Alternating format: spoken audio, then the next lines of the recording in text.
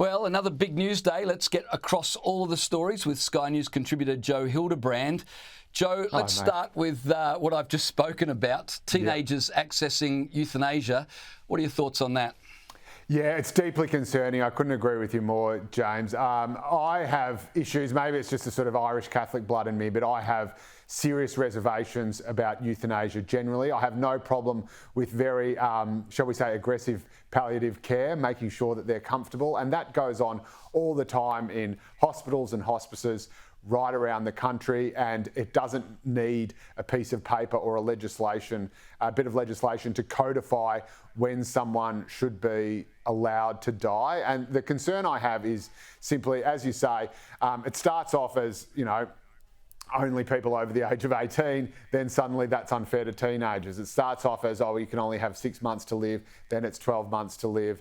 Then is it a chronic condition? It starts off just with physical conditions, and then is it mental conditions? Is it Alzheimer's? Is it people who are suffering from depression and want to die? What about people who are suffering from bipolar and want to die some days and want to live others? Do you just catch them on an off day or during an off patch? And if that patch lasts a certain amount of time, then that's it. And the biggest problem, I think, is that once you put on the table that dying is an option, that it is not the human default position to live and to want to live, then suddenly that forces people, I think, to reevaluate their right to be on this earth, how much of a burden they are. Certainly there would be a generation of Australians, a generation of people who would perhaps not want to die and be scared of dying, but be mindful that, they have their children looking after them, their loved ones looking after them, and feel like they might be a burden on them and think, well, I'll do it for them. They've got enough on their plate. I think we all know some people who think like that, selfless people who think like that, who might feel unduly, silently pressured to do it, or might feel like it is the right thing to do. And you might not even know that they have any reservations about it. And all these concerns are more just well up in my mind. But honestly, the idea that you would extend this to teenagers whose brains are still developing is absolutely insane. And it is, I think, quite mortifying, but also quite illuminating that it's come from the seat of our national government. Good point. Only in Canberra, where they're decriminalising dangerous drugs and doing all sorts of other crazy things. Hey, I want to ask you about the big news today, and that is, of course, the unsealing of those documents naming more than 150 people associated with notorious sex trafficker Jeffrey Epstein. The names: Bill Clinton, Prince Andrew, Michael Jackson, David Copperfield. A lot of these people, of course, are very high profile, but they might not have done anything wrong. So is there now this danger of guilt by association? How do you feel about that? Yeah, I certainly, the notion of guilt by association, I think, is one that is held most strongly by terrorists and the puritanical left. The puritanical left will say, it's the company you keep. So, they'll say prime ministers shouldn't have shaken Donald Trump's hand when he was the president of the United States, for the love of God. And then, of course, you also have terrorists who say, well, an American bombed my country, therefore I will kill another American because they are both American, and so that's fair enough. And again, it's that thing where you punish people just because of what they might be or who they might have met or where they might live, rather than by anything they have done. Again, I have to say, though, this is a bit of a fizzer. I looked at the number-one story on the BBC website when it was the BBC World website when it was reporting this, and shock horror. The number-one story of the day was Prince Andrew named as associate of Jeffrey Epstein. Well, right?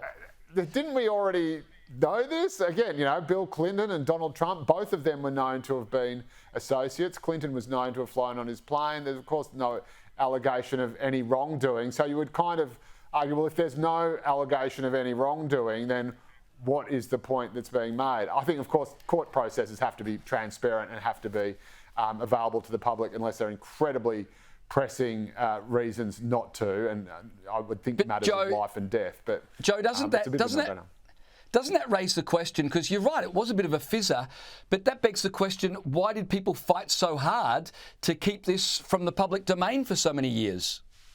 Yeah, exactly right. And again, there's the cliche that you and I and anyone in journalism and politics would know, is that it's never the crime, it's always the cover-up that gets you. And so there would be plenty of people here, I imagine, whose names were on this list who fought to have their names suppressed, who just by the fact of being on this list don't appear to be guilty or have any clout over them. But the fact that they fought so hard not to be identified makes you think, oh, hang on a minute, maybe there was something there. But that's exactly right. Exactly again, right. Pull back the rug, let the sun shine in. That's what I always say. Hey, Joe, I want to talk about aged care. I'll let viewers decide whether you're closer to the nursing home or me. But like what do you think about the suggestion wealthier people should pay more for their aged care? Is that fair, or is that, robbing people who have paid their taxes all their lives and now they've got to pay for their nursing home as well? Yeah, look, it's one of those ones, and it's something I touched on earlier with the euthanasia question. In principle, I don't like it because I think I'm usually in favour of means testing when it comes to things like, for example, say, education, where, people who go to university get the benefits of a university degree, get the benefits of a higher income as a result of that.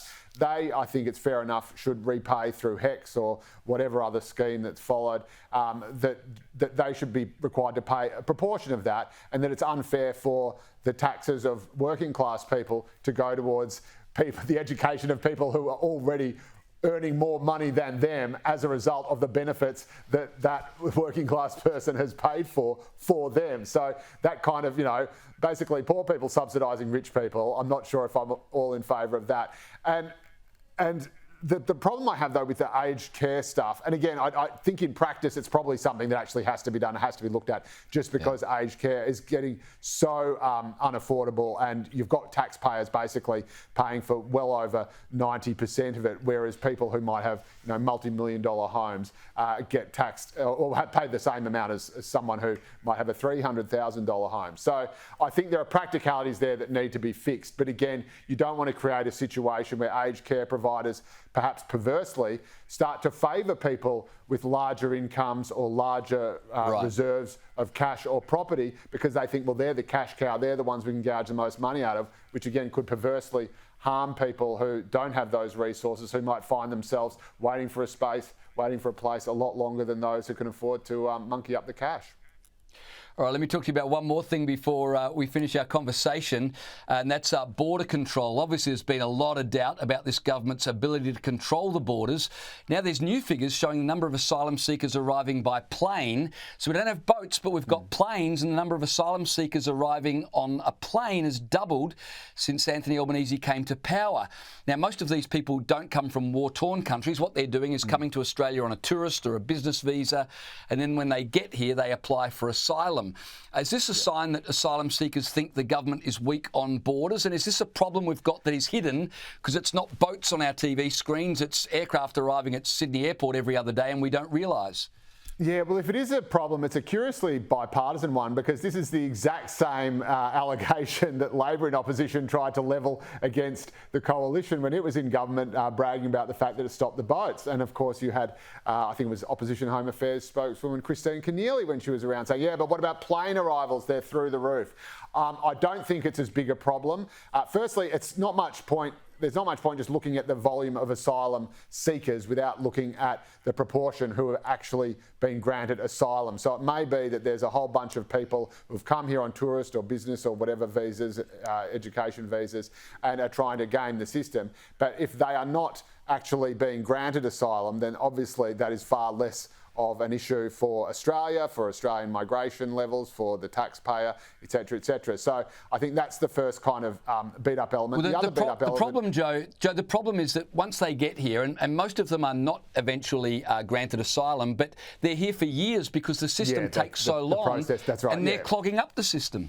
That is certainly an issue, but again, it is preferable still, and I would have said this is the beauty of being so fair and balanced as I always am. I said this at the time when it was levelled against the coalition government, that these are at least people who have documentation, whose names and details and identities are known. That was not always, or rarely even, the case when boat arrivals came over, and so of course the security risk was much, much higher.